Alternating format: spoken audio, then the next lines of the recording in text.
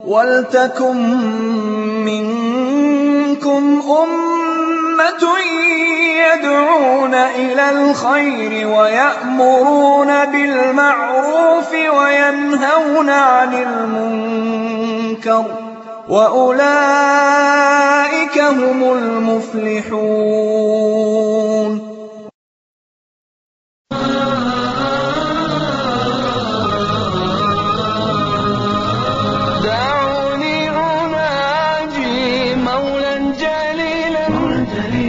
إذا الليل أرخى علي السدولا دعوني أنادي مولا جليلا.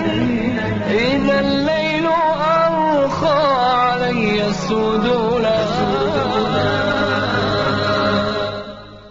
بسم الله الرحمن الرحيم. الحمد لله رب العالمين، والصلاة والسلام على رسوله الكريم محمد وعلى آله الطيبين الطاهرين وأصحابه الأكرمين.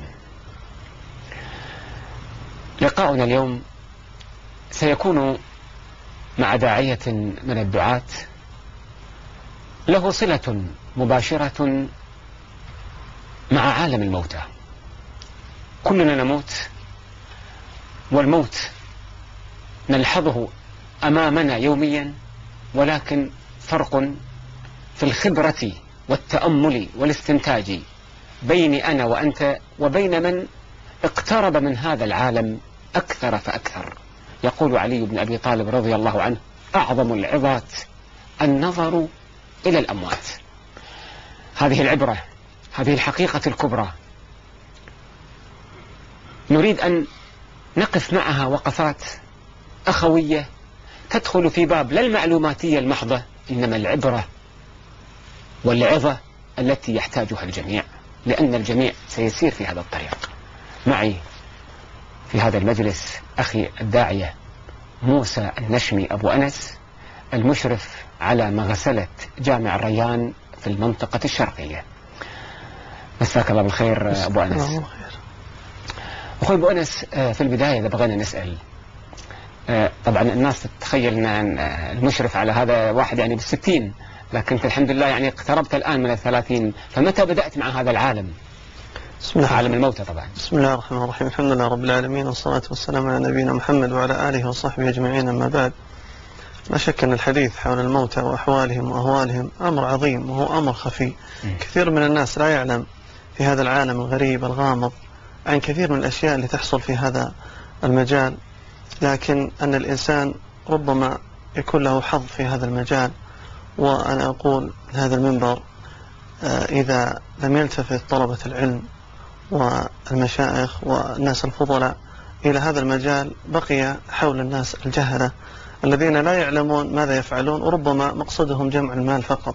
يعني في جهل في موضوع الجهل مستشري في مسألة غسل الموتى وكثير، والأخطاء كثيرة، لكن إذا ما التفت إليها طلبة العلم ربما تكون من الكتب المهملة التي الكتب الفقهية وكتاب الجنائز. ولكن قلت لي كم لي في هذا المجال. أنا أعمل في هذا المجال تقريبا ما بين إشراف وتغسيل منذ 9 سنوات تقريبا، وبقيت في هذا المجال إلى هذه اللحظة، وأنا مشرف على هذه المغسلة في جامع الريان المنطقة الشرقية. وطبيعي أن الإنسان يواجه كثير من الأحوال والأهوال في هذا المجال من خير وشر، وهذا عالم. طيب أنس، فيه الغرائب. يعني أنا بسألك سؤال من خلال ما يلاحظه الناس، وأنت يمكن أقرب إلى الملاحظة. هل يعتبر الناس الذهاب إلى المقبرة في دفن حبيب أو قريب أو معارف أو من أجل أداء واجب العزاء؟ يعني احنا نشوف بعض الناس على القبر يدخن، حقيقة على القبر يسمع له موبايل غناء، على القبر يضحك بطريقة صوت عالي، يعني حتى ما يحترم الأجواء. بيع وشراء كذلك. نعم، شلون؟ بيع وشراء، يعني تحول إلى سوق. نعم ممكن. سبحان الله. نعم، خاصة وقت الأسهم وحزة الأسهم، هذه شيء مخيف جدا.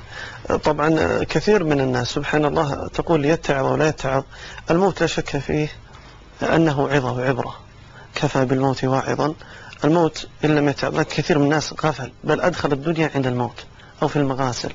التوبة لها محطات كالطائر يطير ويقع.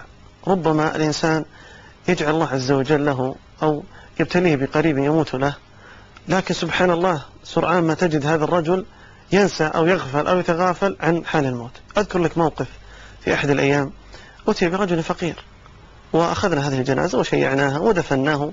تفاجأت أن بجانبي رجل يعظ الناس يقول: أيها الناس، إن هذا هو بيتكم الأخير. يقول نعم القبر، وطبعا بلفظه، أنا أقول بلفظه، لكن هو بداية الآخرة، بداية الآخرة. قال هذا الرجل: هذا بيتكم الأخير، أعدوا له ما استطعتم، إن وإن وهذا الموت وهذا وهذا. وبدأ سبحان الله وأشم رائحة معه وإذ بيده سيجارة. سيجارة نعم، يشرب الدخان وهو يدفن في حال الدفن. الرجل أعرفه بكامل قوة العقلية، ليس مجنونا ولا سفيها، لكن سبحان الله أعرفه إنه من الناس الذين يشعلون السيجارة والسيجارة، مبتلى بالتدخين. هذا اللي قلت نعم اليوم أنه ما عنده ولاعة، ما عنده ولاعة، طبعا كناية على سيجارة يشرب الدخان. لكن سبحان الله قلت للرجل: والله ليت شعري لا أعرف من الذي ينصح ومن المنصوح، هل أنت تنصح الناس أم تنصح نفسك؟ قال: والله لم أعلم أن بيدي سيجارة. صارت عملية آلية سبحان الله، تبلدت الأحاسيس، أصبح ألف المعصية، ألف حتى في قبر يعظ الناس، بل إنه لم يعظ نفسه، وهذه المصيبة. يعني ينصح ويدخن. نعم. وحال الناس الذين يبيعون ويشترون، كثير من الناس نعرفهم سبحان الله، خاصة إذا مات تاجر من التجار يأتون بقية الناس من التجار. سبحان تجد كل من حول هذه سبحان الله هذه المواقف، تجد سبحان يتكلمون عن التجارة والبيع والشراء، وصاحبهم الآن لم يدفن، حتى الآن لم يدفن، بل أنه وضع في اللحد لم يدفن، ثم يتكلم في التجارة والبيع الفلانية والأرض الفلانية. سبحان الله كأنهم ليسوا معنيين بهذا الموقف، بل إن في المقبرة في حديقة الموتى. في المقبرة نعم. طيب الناس عندما يدخلون على المغسل يطلبون نروح نشوفه، بندخل وهو يغسل، هل أي واحد يدخل؟ اللحظة الأخيرة هل أي واحد يدخل؟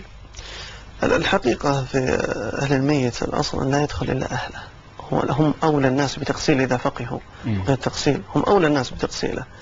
لكن سبحان الله بعض الناس يأتي والأصل لا يدخل أي واحد، لأن هناك عورات وهناك فضائح للموتى وأستار وعيوب لا يكشفها أي إنسان، طول حياته لم يكشفها أحد. يعني في آخر لحظة يأتي إنسان ويتشمت به، لكن أهل الميت بطبيعة الحال أنهم لا يتشمتوا. نعم، يعني أقرب الناس وهم أرحم بالناس به. إن شاء الله بعد الفاصل نستكمل الحديث عن الموتى إن شاء الله. نعم.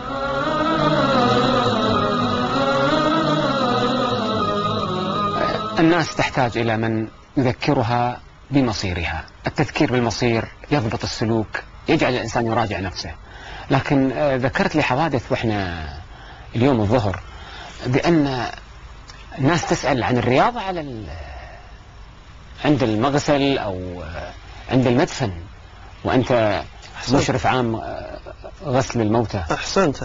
في كثير من الناس سبحان الله، يعني أذكر لك موقف رجل يعني من الأثرياء، مات والده وأدخل المغسلة، وبقيت أكمل باقي إجراءات التغسيل مع هذا الشاب.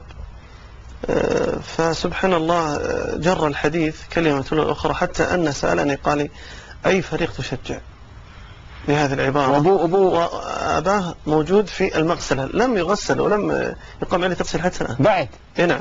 فسألني السؤال هذا، قال لي: أي الفريق تشجع؟ قلت: سبحان الله العظيم. أدخلت داخل المغسلة لعله يتعظ، قريت أباه فبدأ يدقق في المغسلين بأنفسهم، قال: هؤلاء سبحان الله كأنهم سفاحين. عن المغسلين؟ نعم المغسلين، لم ينظر إلى الميت وعبرته وأن هذا والده وقد فارقه، لكن سبحان لسان حاله أنه يقول وكأنه فرحان بموت والده لكي يرث الأموال الطائلة، وهذه فتنة سبحان الله العظيم. أبو أنس، حوادث تأتي بالعبرة للذين يموتون وقد آذوا الناس أو آذوا أنفسهم بالمعاصي، لا سيما الشباب. شوف حوادث كثيرة، هل من حوادث فيها عبر؟ نعم، هناك حادثة حصلت قبل فترة ل3 من الشباب خرجوا من هذه المنطقة الشرقية، وسبحان الله هم في سائرين في طريقهم لإحدى الدول لكي يقضون الفساد هناك، وكانوا بزي سبحان الله زي أهل المعاصي، فكانوا بسيارتهم انطلقوا حتى ألم بهم حادث في الطريق. فوقف أحد الأخوة يقول: أتيت لكي أنقذ هؤلاء الشباب. يقول: فما وجدت؟ يقول: نظرت إلى السائق فوجدته ميتا، والذي خلفه كذلك ميت، والذي بجانبه كذلك ميت. يقول: هممت أني أخرجهم من السيارة. يقول: فتحت الباب الذي بجانب السائق. يقول: لما فتحت الباب وجدت شابا يقول على حال أهل المعاصي، يقول لكن سبحان الله، يقول رافع يديه على وضع الدعاء وينظر إلى يديه. يقول سبحان الله، قلت لعله تاب قبل أن يموت. يقول فلما أخرجته من السيارة، يقول وإذ بتلك الصورة التي تقع من بين يديه صورة امرأة عارية.